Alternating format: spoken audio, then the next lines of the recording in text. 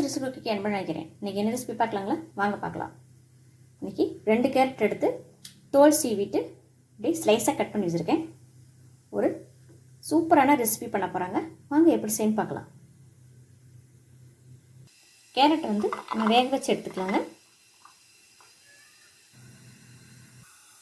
இப்போ இதை இட்லி பாத்திரத்தில் வச்சு கேரட் 10 நிமிஷம் வேகட்டுங்க. அடுத்து பார்க்கலாம். 10 நிமிஷம் ஸ்டீம்லேயே நல்லா வேக வச்சு எடுத்தாச்சுங்க. இது நல்லா ஆறின உடனே மிக்சியில் பேஸ்ட்டாக அரைச்சி உங்களுக்கு எடுத்து காமிக்கிறேங்க. கேரட் அரைக்கும் போது தண்ணி சேர்க்காம அரைச்சிக்கலாங்க. கேரட் நல்லா அரைச்சாச்சுங்க. கேரட்டை நல்லா அரைச்சி கொண்டு வந்துட்டேங்க.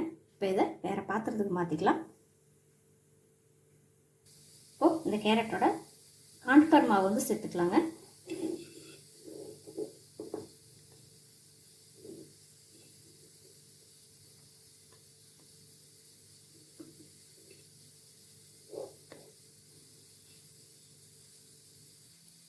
கொஞ்சம் சால்ட்டுங்க.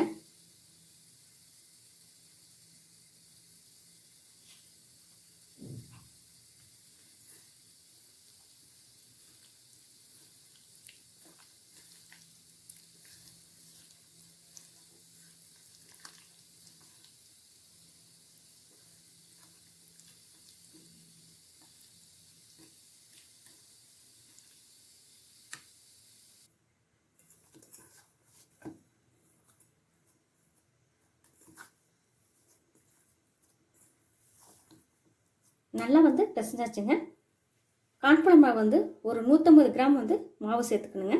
அப்போ தான் இந்த அளவுக்கு வரும்.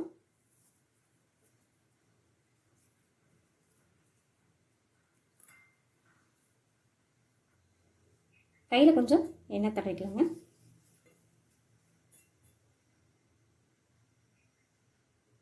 இந்த அளவுக்கு எல்லா மாவையும் ஊற்றி எடுத்துக்கலாங்க.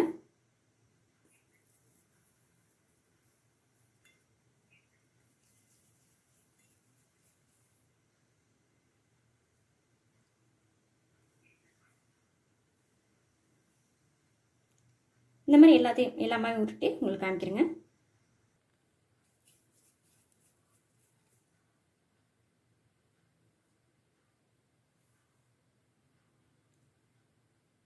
சின்ன சின்ன உருண்டை ஊற்றி இந்த மாவு இந்த மாதிரி சைஸுக்கு எடுத்துக்கோங்க.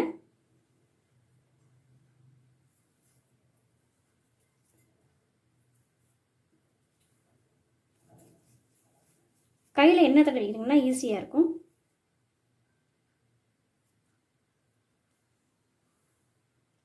எல்லா மாவையும் உருண்டை ஒட்டி இந்த மாதிரி பண்ணிவிட்டு அடுத்து பார்க்கலாங்க.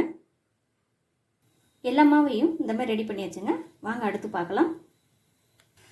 தண்ணி நல்லா கொதிக்க ஆரம்பிச்சிச்சுங்க.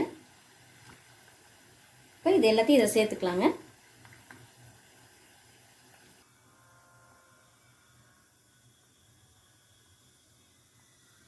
இப்போ இதையெல்லாம் நல்லா வேகட்டுங்க. ஒரு 10 நிமிஷம் ஆகட்டும். அடுத்து பார்க்கலாம். இது 10 நிமிஷம் ஆச்சுங்க. நல்லா வெந்துருச்சு. தண்ணி நல்லா வடிகட்டிட்டு அடுத்து பார்க்கலாங்க. இப்போ இதை நல்லா வடிகட்டிட்டு நம்ம எப்போதும் யூஸ் பண்ணுற நார்மல் வாட்டர் ஊற்றி நல்லா ஒரு கழுவி நல்லா தண்ணி வடிகட்டி வச்சுருந்தேங்க. அடுத்து பார்க்கலாம். இப்போ இதில் கொஞ்சம் ஆயில் சேர்த்துக்கிறேங்க.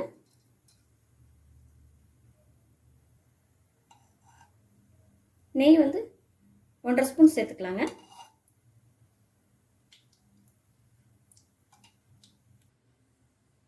தனி மிளகாத்தூள் கொஞ்சம் சேர்த்துக்கிறேன். உங்கள் காரத்துக்கு ஏற்ற மாதிரி நீங்கள் சேர்த்துக்கலாம்.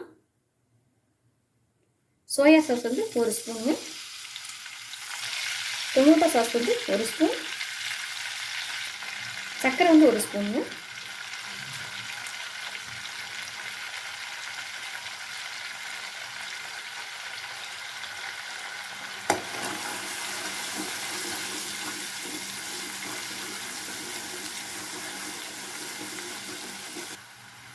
இது சேர்த்துக்கலாங்க. வினிகர் 1 ஸ்பூனுங்க.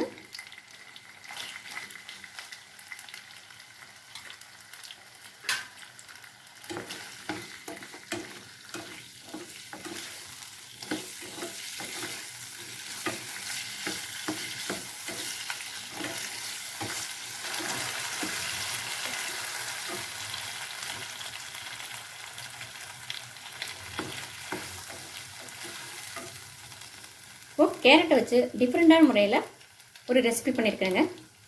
செம்ம டேஸ்ட்டாக இருக்கும். நீங்களும் செஞ்சு பாருங்கள். இந்த மாதிரி கேரட் வச்சு நீங்கள் புதுமையாக செஞ்சு கொடுங்க. குழந்தைங்க விரும்பி சாப்பிடுவாங்க. சுதாஸ் ரெசிபி குக்கிங் சமையல் பார்த்ததுக்கு ரொம்ப நன்றிங்க.